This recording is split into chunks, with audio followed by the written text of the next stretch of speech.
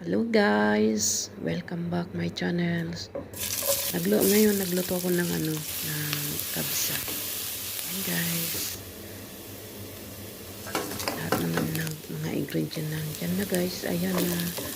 So, iwaiwain yung onion, ayan, kamatis, tapos i-fry lang. I-fry din yung kamatis guys, at saka chicken. Ang lahat ng mga spices dyan guys.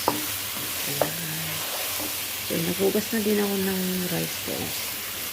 Kuluin lang natin guys. Ayan.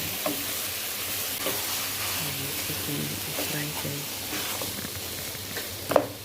Ayan.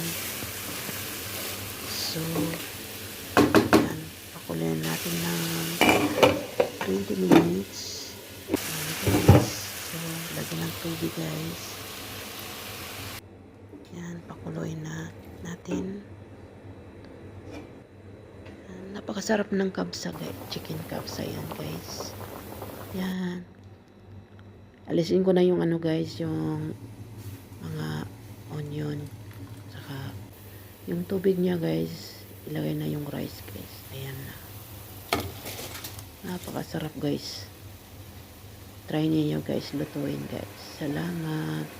Thank you so much sa panonood guys. Thank you. Kain na guys. Kain tayo. Thank you. Thank you so much guys. Please